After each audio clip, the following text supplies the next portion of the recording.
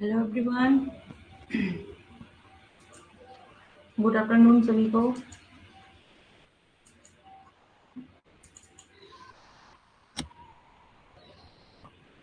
तो क्लास में कौन कौन आ गया है?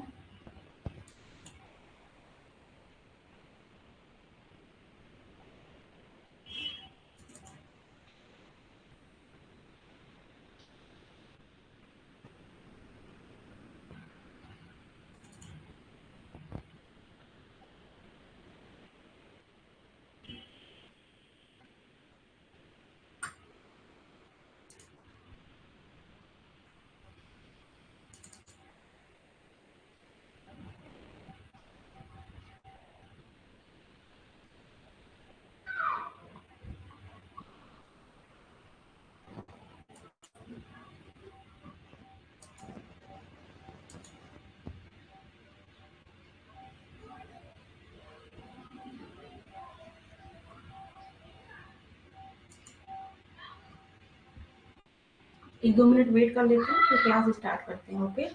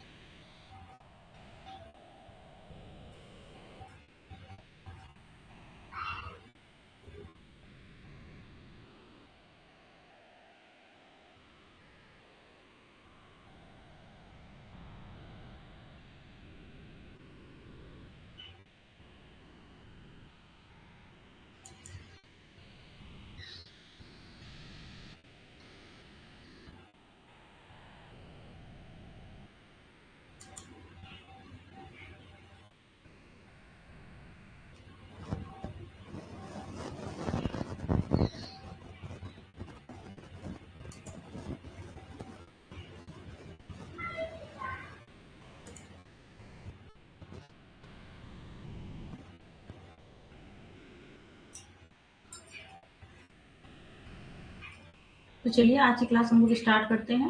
ओके।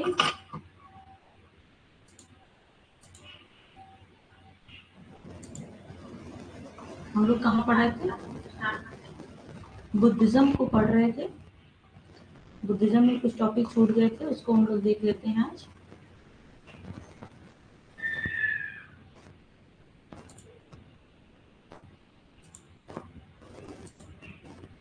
राखी रावत। ओके। गुड इवनिंग राखी, कैसी हैं राखी?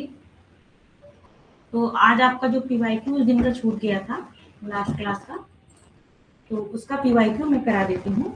और जो जैनिज्म में छूटा था वो दोनों टॉपिक में कवर करा देती हूँ। ओके। तो बताइए राखी, पहले आपको जैनिज्म पढ़ना है या फिर पीवाईक्यू कराएं?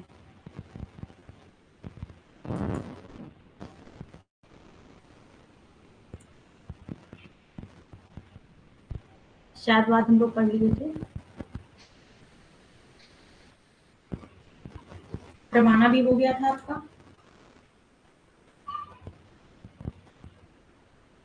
पुद्गल, पुद्गल के बारे में पढ़ना था आपको, है ना? ओके, पढ़ा देते हैं, ठीक है। तो राखी, एवरीथिंग इज क्लियर? सब कुछ क्लियर है?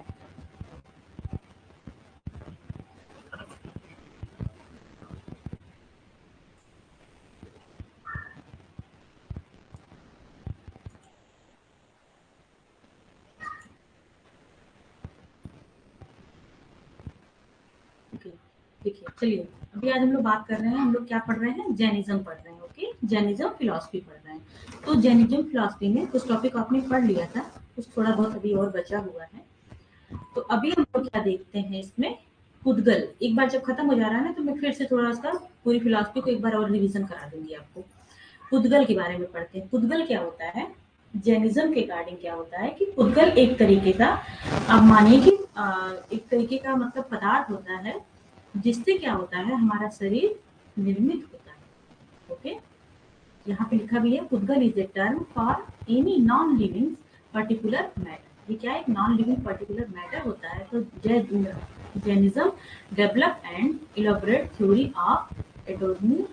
ओके, जैसा कि मतलब है कि एक जो अणु होता है, कोई भी चीज अगर बना हुआ है, अगर मान लीजिए कोई भी चीज है, कोई भी पदार्थ है, तो वो किससे बना, छोटे छोटे अणुओं से मिलकर बना हुआ है ना। तो उसी तरह जो हमारा शरीर है वो किससे मिलकर बना है, अकॉर्डिंग टू जैनिज्म वो किससे मिलकर बना है, पुद्गल से मिलकर बना है। उसी को बोलते हैं पुद्गल। जैनिज्म में दो चीजें होती हैं, एक क्या है, आत्मा है, और दूसरा क्या है, पुद्गल। ओके, सारी चीजें इन्हीं के आसपास जुड़ी हुई हैं। पहले क्या होती है, पहले जो शरीर है जिससे मिलकर बना है पुद्गल, जो एक मतलब स्पेसिफिक नाम दिया गया है पुद्गल, वो अलग है और आत्मा अलग है। ओके, ये दोनों पहले क्या होते हैं, अलग अलग होते हैं। और जब इनका मिलन होता है, जब इनका मिलन होता है तो क्या बनता है, बॉन्डेज बनता है, जिसको बोलते हैं बंधन। ओके, बॉन्डेज या बंधन। तो जब ये बंधन होता है तभी क्या होता है, हमारा जो शरीर होता है जब आत्मा से मिल जाता है, फिर उनको बॉन्डेज हो जाता है, मतलब बंधन हो जाता है। तो उसके बाद ये होता है कि जो संसारिक संसारिक जो मोह माया है उसमें पूरी तरीके से शरीर हमारा फंस जाता है।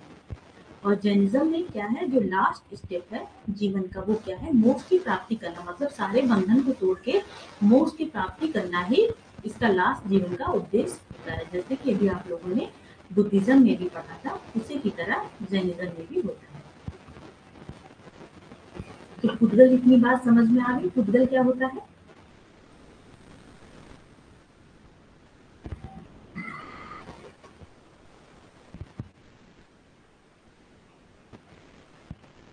ओके, हर यूनिट के बाद, ठीक है। लेकिन क्या है, थोड़ा टॉपिक वाइज हो जाता है तो और बेटर रहता है कि जैसे जैनिज्म में आपने पढ़ा, 2-3 टॉपिक में पढ़ा दे रही हूँ।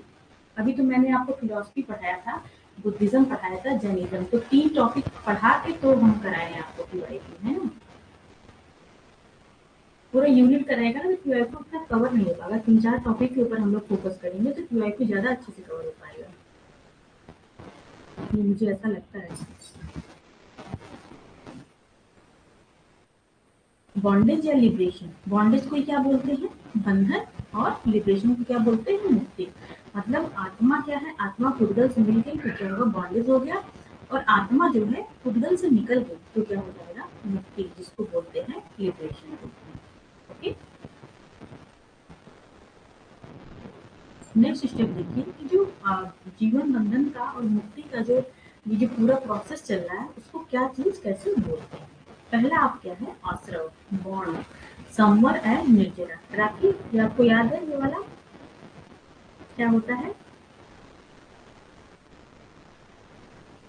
आप नोट्स बना रहे हो कि नहीं।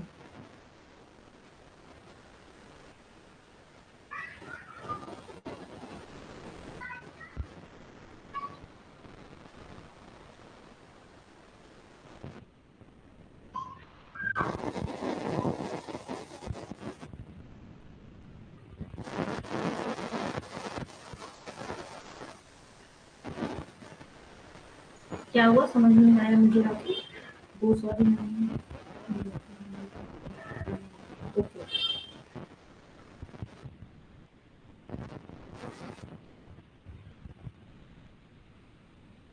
ओके राखी, पूरी जो पहले आपने बात बोली वो समझ में नहीं आ रही है, बही का मतलब क्या है उसमें। ओके, फिर से मुझे बताइएगा, कोई प्रॉब्लम है तो जो आश्रव होता है, ठीक है, इसको हम एक बार देख लेते हैं। जो आश्रव होता है सबका एक पर्टिकुलर मीनिंग दिया, आश्रव, बॉन्ड, समवर और निर्जरा, सब पर्टिकुलर मीनिंग का कुछ न कुछ इसमें मतलब होते हैं। तो स्टेप वाइज इसको आप देखिए और इसको समझने की कोशिश करिए। ओके, आश्रव का मतलब ये हो गया कि जब पुद्गल से मिलने के लिए जब आत्मा निकलती है। ओके, मान लीजिए ये हमारी बॉडी है, ठीक है, ये हमारी बॉडी है और ये क्या है, ये आत्मा है। ठीक? आत्मा पुद्गल से मिलने के लिए जब आत्मा निकलती है उसको क्या बोलते हैं, स्टेप 1 बोलते हैं, यानी वो क्या है, आश्रव। और आत्मा क्या है, पुद्गल के पास आ गई, तो जब पुद्गल के पास आ जाती है आत्मा तो क्या हो जाता है, एक बंधन बन जाता है जिसको बोलते हैं बॉन्ड। ओके, और संवर का मतलब क्या होता है, जब एक बार आत्मा पुद्गल से मिल जाती है तो बॉन्ड बन जाता है। तो ऐसा जर्नलिज्म में नहीं करना है। ओके, मतलब हमको बॉन्डेज में नहीं पढ़ना है, बंधन में नहीं पढ़ना है। तो उसके पीछे क्या होगा उसके बाद कि संवर, संवर आता है, स्टेप 3 आता है, मतलब जो पुद्गल के कण आ रहे हैं आत्मा से मिलने, देखिए ढेर सारे जो आत्मा से कण आ रहे हैं, पुद्गल से मिलने जो आ रहे हैं, ओके, इसको क्या करना है, इसको रोकना है, क्योंकि ये दोनों अगर आपस में मिल जाएंगे तो बॉन्डेज हो जाएगा, बंधन हो जाएगा। तो ऐसा नहीं करना है, उसमें क्या है, दोनों को मिलने से रोकना है, स्टॉप।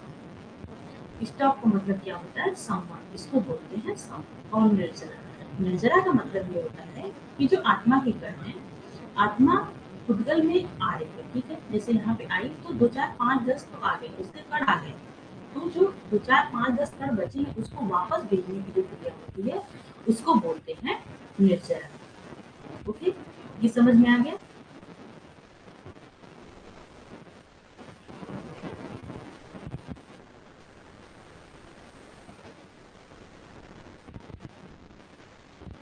ओके, ठीक है राखी, मैं समझ रही हूँ आपकी बात, मतलब जो टॉपिक खत्म हो रहे हैं उस टॉपिक पे, है ना।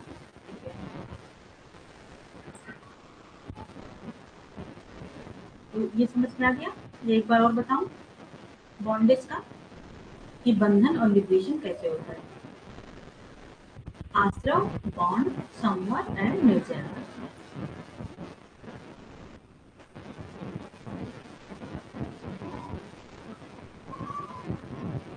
ये समझ में आ गया राखी, आप लोग बताइए।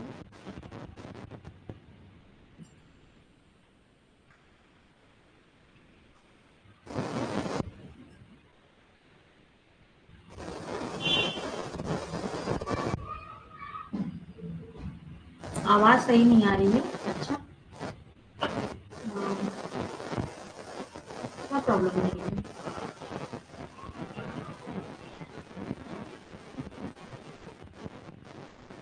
चलिए ठीक है, ये लास्ट टॉपिक मैं इसको बता देती हूँ एक बार और, फिर नेक्स्ट क्लास में मैं फिर से बता दूंगी इसको। ओके, उसके बाद आप पीवाई को देखेंगे, तो उसमें ज़्यादा आवाज़ की दिक्कत नहीं है। मैं थोड़ा बाहर हूँ तो हो सकता है प्रॉब्लम हो रही हो आपको।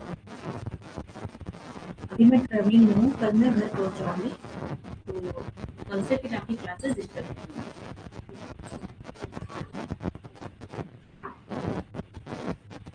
कल मैं आपकी 6 बजे से क्लास हो सकता है 6 to 7 PM। ओके राखी, समझ में आ रहा है, 6 to 7 PM मैं क्लास में, क्योंकि मैं 4 बजे तक घर पहुंचूंगी, तो 1-2 घंटे बाद मैं क्लास लेने की पूरी कोशिश करूंगी 6 से 7। ओके, अभी आप ये लास्ट स्टेटस को देख लीजिए, फिर उसके बाद क्लियर को करती हूँ, तो उसमें आवाज़ की कोई प्रॉब्लम नहीं होगी। तो पहला इसमें स्टेप आपका क्या है, आश्रव। आश्रव का मतलब है, ऐसे समझिए कि आश्रय लेने के लिए आत्मा निकल रही है पुद्गल के पास। ओके, तो इसका क्या है, आत्मा का निकलना, पुद्गल से मिलना, इसको बोलते हैं आश्रव।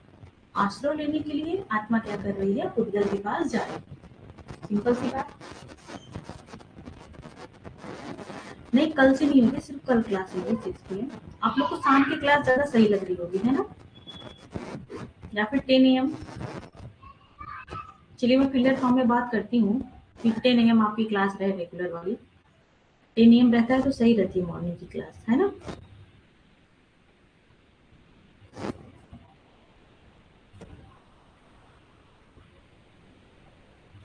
चलिए अभी हम लोग बात करते हैं कि क्या होता है आश्रव। आश्रव का मतलब है कि आश्रय लेने के लिए, ऐसे याद करने का मतलब मैं तरीका बता रही हूँ कि आश्रय लेने के लिए आत्मा क्या कर रही है, पुद्गल के आत्मा जो है पुद्गल के पास जा रही है, जिसको बोलेंगे आश्रव। एक बार पहुंच जाने के बाद दोनों में क्या हो जाता है, बॉन्डेज हो जाता है, बंधन हो जाता है, जिसको बोलते हैं लिबरेशन। ओके, और तीसरा स्टेप क्या होता है, संवर, मतलब आत्मा पहुंच गई तो उसके बाद इसको क्या करते हैं, स्टॉप करते हैं। स्टॉप करने को क्या बोलते हैं, संवर।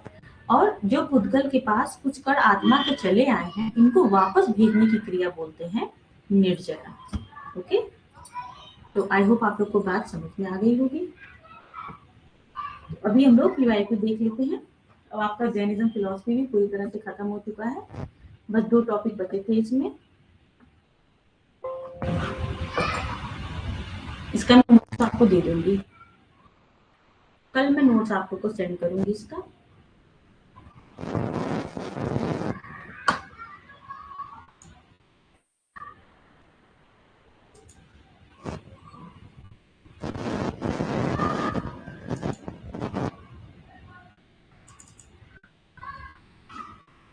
थोड़े पीवाईक्यू इसके देख लीजिए।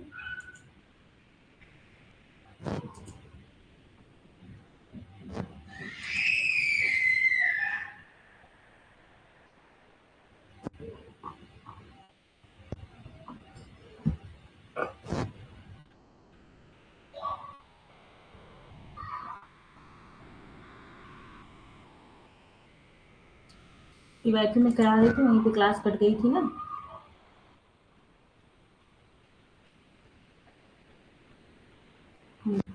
12 नंबर का पीवाईक्यू से क्लास हो गई थी। ओके, तो चलिए आपके सामने एक क्वेश्चन है, इसको बताइएगा। Which of the following kingdom were associated with the life of the Buddha. Buddha के जीवन काल के समय में कौन सा किंगडम एसोसिएट है, मतलब उनसे कौन सा मिलता है? अवंती, गांधार, कोसला एंड मगध। यहीं से क्लास उस दिन बंद हो गई थी ना।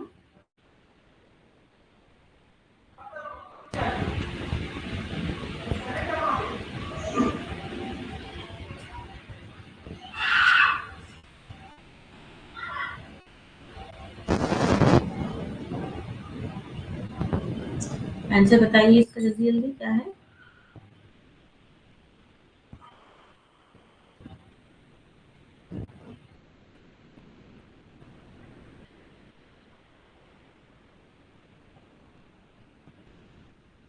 राखी, इसका हिंदी हिंदी मतलब ये वैसे ही रहेगा ना, इसका हिंदी कुछ नहीं है। अवंती को अवंती हिंदी में बोलेंगे, गांधार को गांधारी बोलेंगे, कोसला को कोसला ही बोलेंगे और मगध को मगध ही हिंदी में बोलेंगे। ओके, ये पूछ रहा है कि कौन सा किंगडम, कौन सा साम्राज्य, ये चारों साम्राज्य हैं कि बुद्धा के समय में कौन से साम्राज्य बुद्धिज्म से एसोसिएटेड है, मतलब कहने का मतलब है कि बुद्धा के समय में कौन कौन से साम्राज्य हैं इसमें से।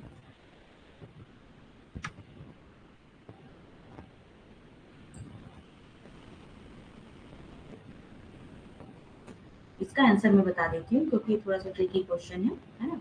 इसका आंसर होगा कि answer number 3 and answer number 4, Kosala and Magadha. Kosala और मगध, कोसल प्रदेश और मगध प्रदेश आप सबने जानते हैं। मगध तो सबने जाना हो, कोसला हो सकता है सब लोगों ने नाम नहीं सुना हो। ये बुद्धिज्म के समय के थे, क्योंकि ये दोनों साम्राज्य थे, उन दोनों साम्राज्य के जो उनके राजा लोग थे, क्या है इसमें बुद्धिज्म का उनमें ज्यादा प्रभाव देखा जाता है कि वहां के धर्म के लोग बुद्धिज्म को ज्यादा माने हैं और गौतम बुद्ध भी उन लोग के साम्राज्य में जाके अपना प्रचार प्रसार वहां जाके करते हैं। ओके, जो मगध था, मगध तो आप सब जानते हैं कि मगध का तो सबसे ज्यादा प्रचार प्रसार अगर बुद्धिज्म का देखा जाए तो मगध के शासन का है ना, और कोसला भी था। ओके, तो इसका आंसर क्या है? Answer 3 and answer 4।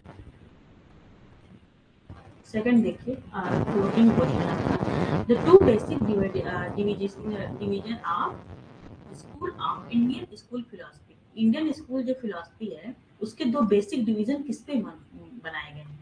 Vedanta and Buddhism से, या अद्वैत एंड द्वैत से, और थीस्ट एंड एथिस्ट से, और ऑर्थोडॉक्स एंड हेटेरोडॉक्स।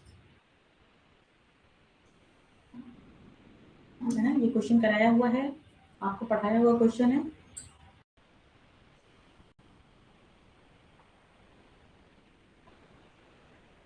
जो इंडियन स्कूल ऑफ फिलोसफी मतलब भारतीय फिलोसफी है वो किससे है? वेरी गुड राखी, किस पे है, किस पे डिपेंड है?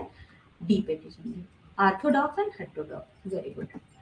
नेक्स्ट क्वेश्चन देखिए, question number 5। The ceremony of initiation of education in Buddhism. Buddhism के समय जो प्रारंभिक शिक्षा होती थी उसमें कौन सा संस्कार किया जाता था प्रारंभिक शिक्षा के समय? विद्यारंभ, या उपनयन, या प्रवज्जा, या उपसंपदा।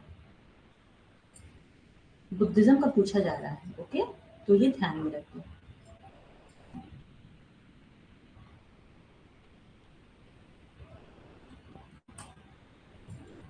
Very good. क्या हो जाएगा answer number 3, pravajja. Very good. प्रवज्जा संस्कार, प्रवज्जा संस्कार कितनी उम्र में होता था? 8 साल की उम्र में होता था और इसमें 12 वर्ष तक शिक्षा चलती थी। 12 वर्ष के बाद जब 20 वर्ष हो जाता था तो क्या होता था? उपसंपदा संस्कार होता था। ओके, नेक्स्ट देखिए आंसर नंबर 16, इसका बताइए। 16 का क्या है? द कॉन्सेप्ट ऑफ, इसका हिंदी भी होगा। हाँ,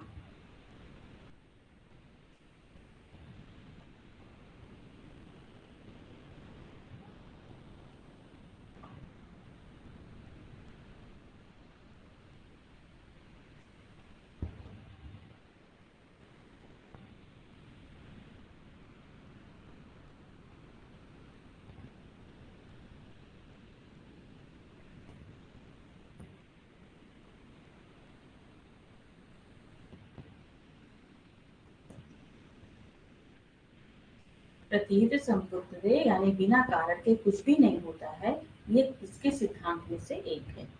जैनिज्म, बौद्धिज्म, वेदांत एंड सांख्य।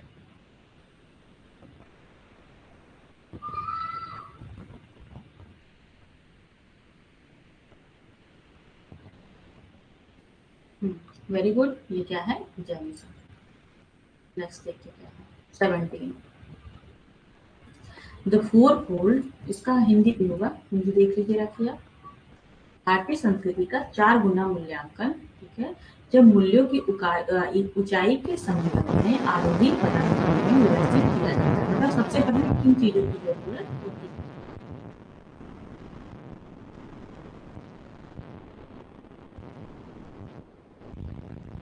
एक आपको सीरीज लेके चलनी है और इसमें क्या लिखा है? आरोही क्रम में आपको लगाना है। पहले किन चीजों, पहले धर्म की जरूरत थी, पहले अर्थ या पहले काम या मोक्ष। एक सीरियल लगाना तो आपको पता है कि पहले क्या होता, बाद में क्या होता है? मोक्ष। ठीक है, और पहले क्या होता है? ये चीज ध्यान रखना। सीरियल लगाइए, चलिए।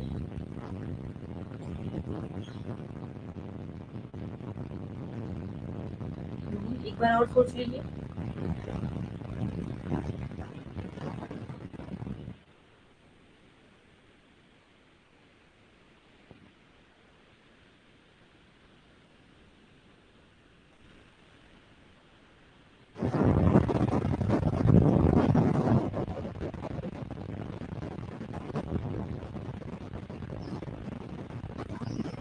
B, yes. इसका आंसर क्या होगा? Answer number B. पहले क्या होता है? अर्थ। ओके, पहले अर्थ यानी मनी की जरूरत पड़ती है। मनी के लिए क्या होता है? हम क्या करते हैं? काम करते हैं, कुछ न कुछ कार्य करते हैं, और जब कार्य करते हैं उसके बाद धर्म का काम करते हैं, फिर उसके बाद हमको क्या होती है? मोक्ष की प्राप्ति। तो क्या क्या हो गया?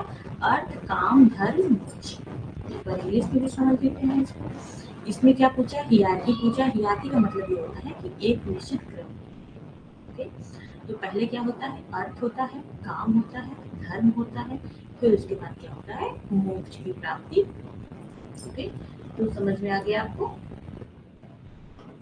नेक्स्ट क्वेश्चन देखिए, इंडियन फिलोसफी इज क्या है? सब्जेक्टिव है या ऑब्जेक्टिव है? ओके, वस्तुनिष्ठ है या फिर उसके बाद व्यवहारिक है? ऑब्जेक्टिव का मतलब क्या हो गया? वस्तुनिष्ठ।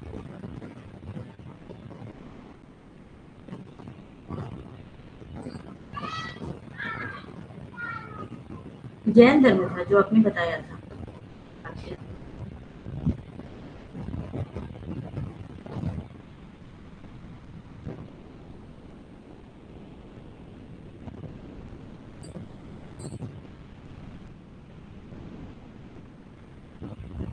दोनों नहीं है राखी, दोनों नहीं है। कैसे दोनों होगा? सब्जेक्टिव ऑब्जेक्टिव दोनों में से एक एक होगा। चलिए कुछ गेस करिए।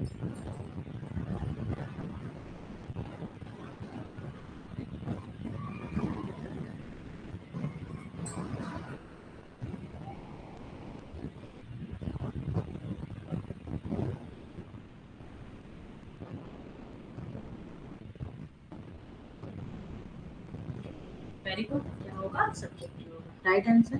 देखिए, सब्जेक्टिव का मतलब ये होता है कि हर आदमी का क्या होता है, अलग अलग तरीके की फिलॉसफी होती है, मतलब हर आदमी का जो व्यू पॉइंट होता है वो अलग अलग तरीके से होता है, इसको बोलते हैं सब्जेक्टिव। और ऑब्जेक्टिव का मतलब होता है कि कुछ ऐसा नहीं होता है, ओके, सबका व्यू पॉइंट मतलब एक बराबर से ही होता है।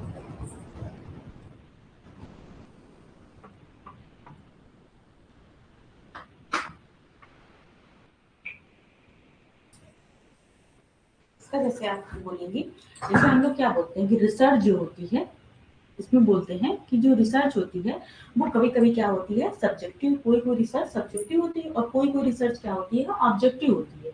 मतलब कि इसमें ये होता है, अगर एक पर्सन से आप जैसे कि क्लोज एंडेड क्वेश्चन लेके क्वेश्चन पूछ रहे हैं, ओके, तब रिसर्च क्या होगी ऑब्जेक्टिव, मतलब सब उसमें चाहे हाँ बताएंगे या ना बताएंगे, ओके। और जहां आप उसमें ओपन एंडेड क्वेश्चन रख देते हैं, मतलब ओपन कर देते हैं उसको, तहाँ वो रिसर्च क्या हो जाएगी सब्जेक्टिव हो जाएगी, मतलब हर आदमी का अपना अपना पॉइंट ऑफ व्यू, इसमें हर आदमी अपने अपने हिसाब से चीजों को लिखेगा, तो वहां क्या होगा सब्जेक्टिव इन नेचर बोला जाता है। मतलब अगर आदमी बदल गया तो क्या हो जाएगा, आपका जो आपको डेटा मिल रहा है वो अलग हो जाएगा। अभी आप मान लीजिए अभी कोई फिलोसफी की बात आपसे की जाए, जैसे कि आपको कुछ भी आपके जीवन के बारे में आपसे पूछा जाए, ओके, आपसे पूछा जाए कि आपका जीवन कैसा, आप या फिर जीवन से क्या समझते हैं, what is life, simple question, तो हर आदमी का व्हाट इज लाइफ का आंसर क्या होगा, अलग अलग होगा। यानी फिलॉसफी क्या होती है सब्जेक्टिव नेचर, मतलब कि आदमी के ऊपर डिपेंड करती है, जैसा आदमी रहेगा उस हिसाब से क्या होता है उसका आंसर होता है, उस हिसाब से उसकी फिलॉसफी होती है। ऑब्जेक्टिव का मतलब कि आदमी के बदलने पे, मनुष्य के बदलने पे क्या होगा, चीजें नहीं बदलेंगी। जो साइंटिफिक रिसर्च होता है वो क्या होता है हमेशा ऑब्जेक्टिव नेचर होता है, मतलब आप भी करिए हम भी करें, कोई भी उस रिसर्च को करे, वो क्या होगा सेम आंसर ही आएगा, ओके।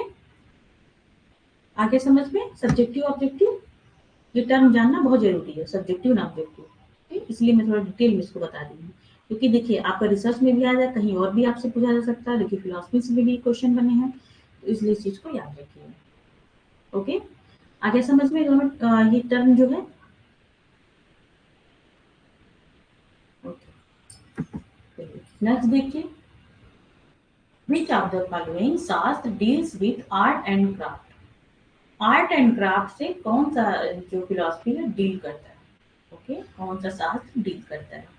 तो सिंपल सा क्वेश्चन है, आप ध्यान से पढ़िए, वास्तुशास्त्र, शिल्प शास्त्र, अर्थशास्त्र and none of these.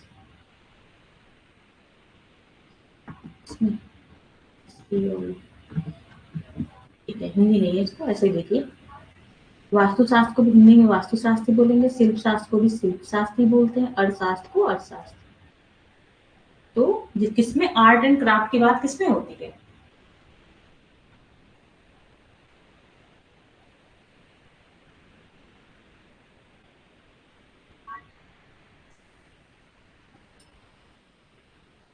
Very good, किसमें होती है शिल्प शास्त्र, वेरी गुड। शिल्प शास्त्र में किसकी होती है, आर्ट एंड क्राफ्ट की बात होती है। नेक्स्ट क्वेश्चन देखिए क्या है, which of the following Indian philosophy is the strongest proponent of non-violence and violence against animal।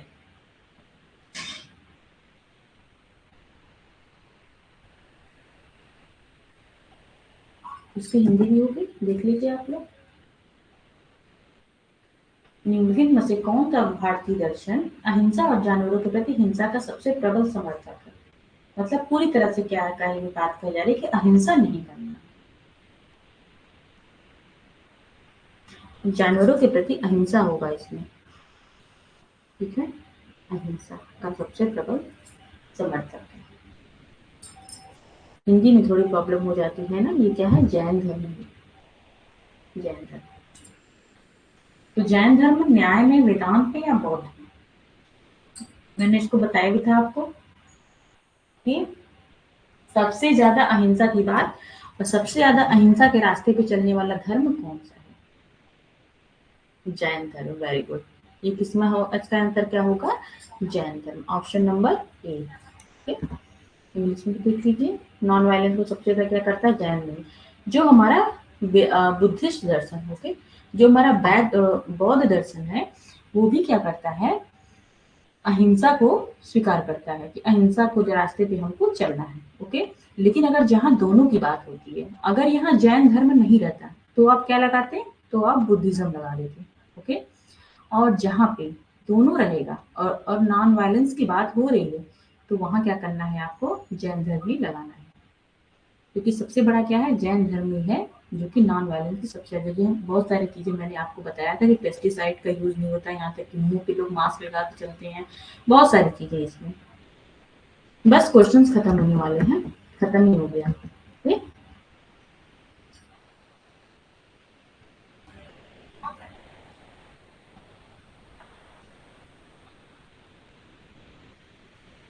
चलिए हम लोग इसमें नेक्स्ट खत्म करते हैं।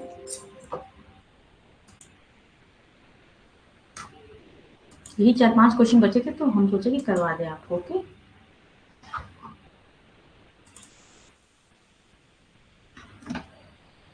इसमें आपके 20 क्वेश्चन थे राखी, 20 क्वेश्चन का मैं ले आई थी कि उस दिन एक दिन में करा दूंगी 20 क्वेश्चन, लेकिन आपका हो नहीं पाया था। अब आपकी जो नेक्स्ट फिलॉसफी है, अब हम लोग क्या पढ़ेंगे, नेक्स्ट फिलॉसफी वेदांत के बारे में पढ़ेंगे। ओके, वेदांत को क्या बोलते हैं, एंड ऑफ द वेदास, मतलब जहां पर वेदों का अंत हो गया। ओके, जहां वेदों का अंत हो गया वहां से क्या होता है, वेदांत की शुरुआत होती है, इसलिए इसको बोलते हैं एंड ऑफ द वेदास, वेदों का अंत। ओके,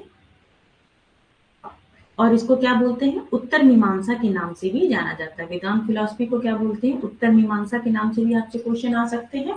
और वेद क्या है, मतलब वेदों का अंत, जो हमारे 4 वेद बने हैं ना, ऋग्वेद, सामवेद, अथर्ववेद, यजुर्वेद, जहां उनका अंत हुआ उसके बाद से जो चीजें आई उसको बोला गया है वेदांत, जो कल्चर आया उसको बोला गया वेदांत। इसमें 6 तरीके के स्कूल बताए गए हैं, जो पूरा वेदांत है उसको 6 तरीके के स्कूल्स में बांटे गए हैं।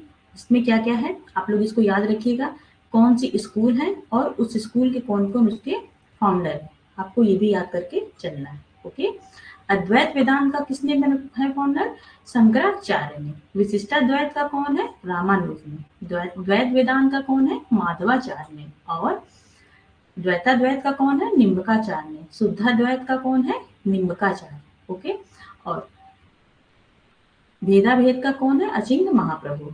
ओके,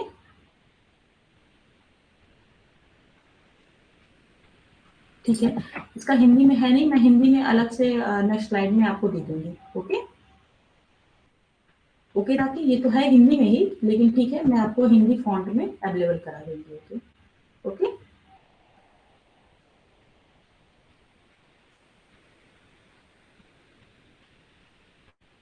और राखी जितनी भी चीजें हैं इसको आप क्या कर लेंगे, अच्छे से उसको याद कर लेंगे।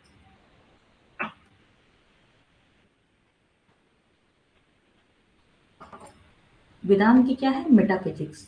मेटाफिजिक्स की देख लीजिए, मेटाफिजिक्स का मतलब क्या है, तत्व मीमांसा।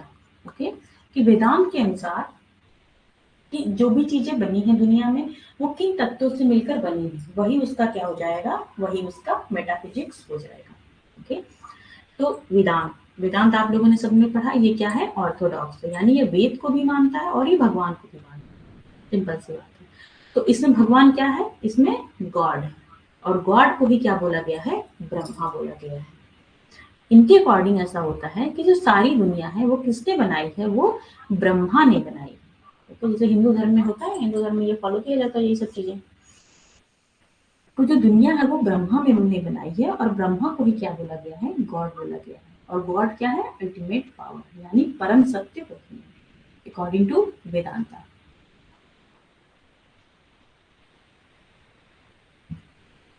और इसको क्या बोला गया है, आत्मा और जीवात्मा। आत्मा जीवात्मा क्या है, जो मनुष्य है, ठीक है, जो मनुष्य है उसकी जो आत्मा है, जो इंडिविजुअल सोल है, उसको बोला गया है आत्मा और जीवात्मा।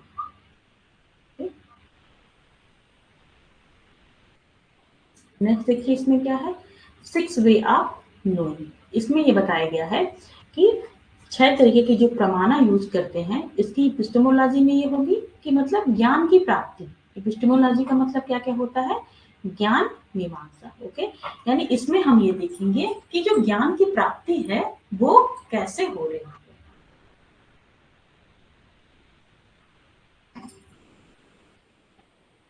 तो इसमें जो ज्ञान की प्राप्ति होती है वो कैसे होती है, 6 प्रकार से होती है। पहला आपका क्या होता है, प्रत्यक्ष मानता है शब्द को, अनुमाना को, अनुपलब्धि को, अर्थपति को और अनुमाना। ओके, प्रत्यक्ष, शब्द, उपमान, अनुपलब्धि और अर्थपति और क्या है, अनुमाना। ओके, तो ये 6 तरीके के जो प्रमाण है, इनके थ्रू वेदांत में नॉलेज ली जाती है। अभी आपने क्या पढ़ा था, जैन धर्म में जो पढ़ा था 3 तरीके के प्रमाण पढ़े थे, है ना। तो उसमें क्या है, 3 तरीके के प्रमाण से पाई जाती है, और वेदांत में क्या है, 6 तरीके के प्रमाण से हम कोई भी ज्ञान प्राप्त करते हैं। ओके,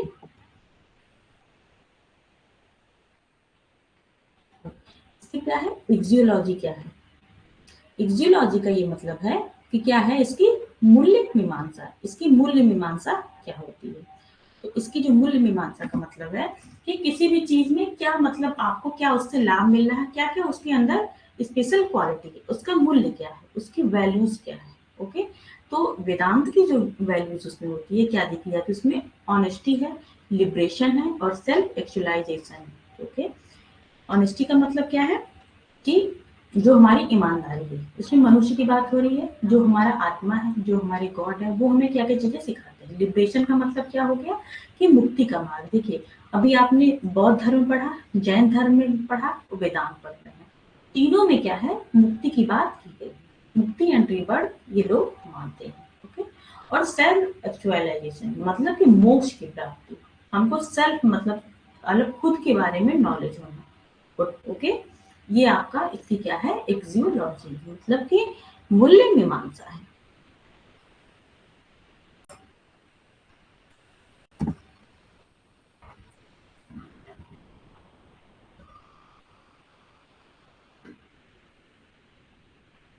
और इसके कुछ टर्मुल आती हैं, बाकी ये सब चीजें हैं, तो ये सब चीजें हम लोग कल की क्लास में अच्छे से और इसको पढ़ते हैं।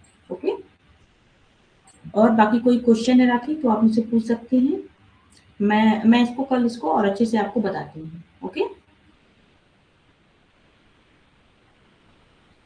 आज यही करते हैं, और नेक्स्ट क्लास में हम लोग इसको अच्छे से डीप में पढ़ते हैं। ओके,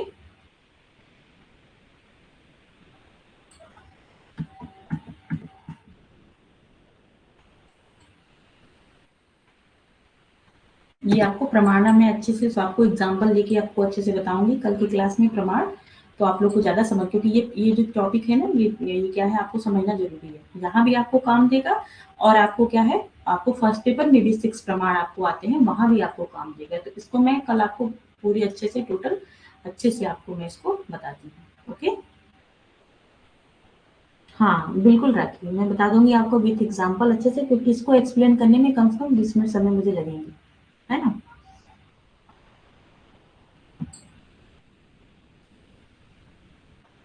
और कुछ राखी, आपका एग्जाम कैसा हुआ राखी, सब बढ़िया था, कैसा हुआ।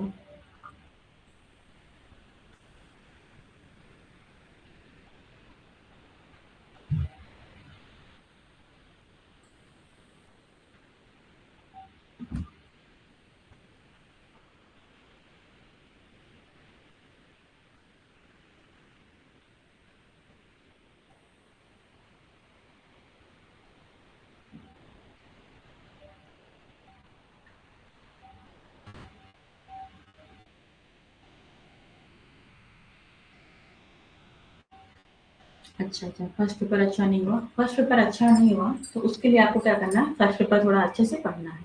ओके, आप सेल्फ स्टडी भी कर सकती हैं, आप कोचिंग भी ज्वाइन कर सकती हैं, फिलर फॉर्म पे आपका चल रहा है क्लास, आप उस पर भी ज्वाइन कर सकती हैं। ओके, और आप क्या करिए, सेल्फ स्टडी भी करिए। ओके, उसके लिए आप बुक खरीद लीजिए। राखी, आपने कोई बुक खरीदी है, क्योंकि देखिए आपने एक बार एग्जाम दे लिया है, तो आपके लिए जो नेक्स्ट एग्जाम होने वाला है, वो आपके लिए और बच्चों की अपेक्षा आपके लिए वो इजी होने वाला है। आपका पहला एग्जाम था, आपको चीजें समझ में आ गई। ओके, अब आपका जो नेक्स्ट एग्जाम होगा, जो आपको दिसंबर में होगा, वो आप अगर आप थोड़ा सा भी अच्छे से पढ़ाई कर लेंगे, तो आपका नेक्स्ट एग्जाम क्लियर हो जाएगा, उसमें दिक्कत नहीं होगी।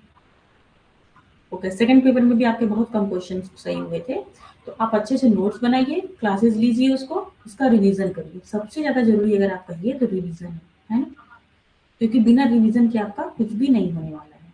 ओके, और बाकी लोग क्यों नहीं क्लास अटेंड कर रहे हैं राखी, थोड़ा पता करिए। शिल्पी कहाँ है? शिल्पी, सबा, दिनेश का तो दिनेश ने तो बताया था कि उनका क्लास रहता है, स्कूल रहता है, इस वजह से नहीं कर रहे हैं।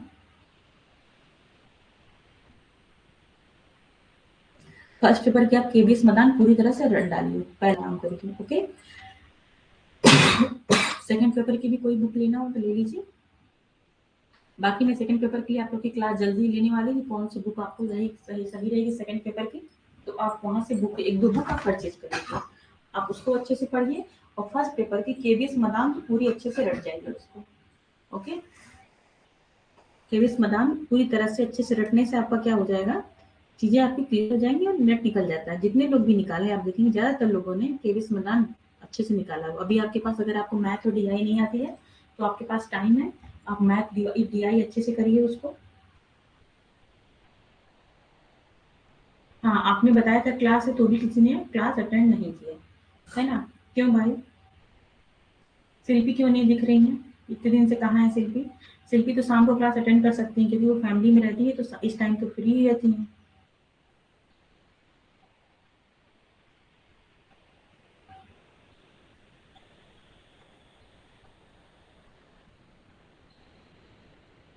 हम्म, चलिए ठीक है।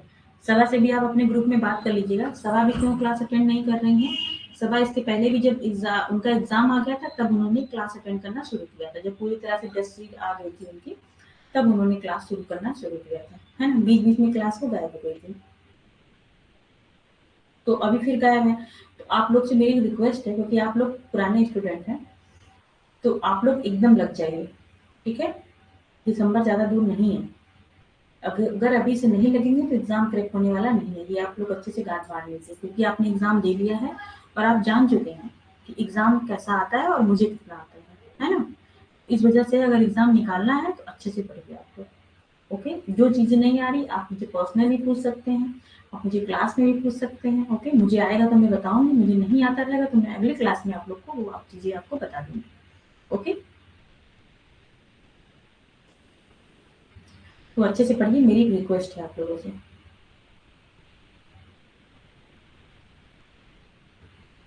जैसा बोला गया है कि अ, अगस्त के फर्स्ट वीक या सेकंड वीक में आपका रिजल्ट आ जाएगा, तो आप लोग एक बार रिजल्ट भी अपना देख लीजिएगा। और उसके पहले आपको तो आंसर की से पता चल ही गया है कि कितना नंबर आया है, क्या होने वाला है, क्या नहीं होने वाला है। इस वजह से आप लोग अच्छे से पढ़ाई करिए और डेली लाइव क्लास में आइए। लाइव क्लास में आने का मतलब क्या होता है कि टीचर स्टूडेंट का एक रिलेशन बनता है ना? इंटरेक्शन होता है, चीजें मुझे अच्छा लगेंगी आपसे पूछने में, आपको भी अच्छा लगेगा। जब आप कभी क्लास में नहीं आएंगे तो आपका खुद नहीं मन करेगा कि मुझसे कोई बात पूछ पाए। जो लोग मेरी क्लास बाद में देखते हैं, बहुत सारे बच्चे, कुछ चार पांच पांच बच्चे छह बच्चे हैं जो मुझे जानते हैं, बाकी बच्चों को ना मैं जानती हूँ ना वो मुझे जानते हैं, है ना? तो उनसे मेरा कोई इंटरेक्शन नहीं है, उनको कोई चीज़ नहीं आई तो भी मुझसे नहीं पूछी, क्योंकि वो कभी क्लास में आते ही नहीं तो पूछेंगे कैसे, है ना? तो आप क्लास अटेंड करिए, इंटरेक्शन बना के रखिए, अच्छा रहेगा।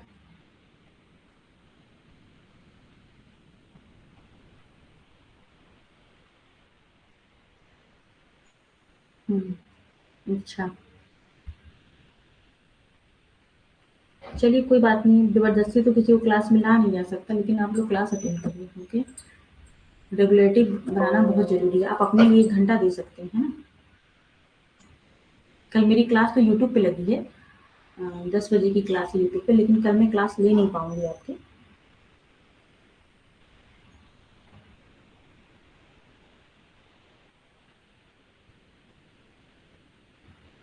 हम्म, अच्छा है, मम्मी इतना सपोर्ट कर रहे हैं, बताइए अब आपको क्या चाहिए।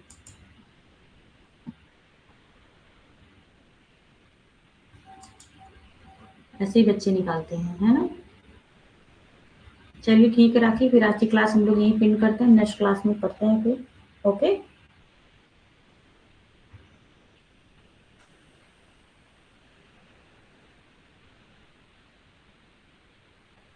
Okay, thank you rakhi.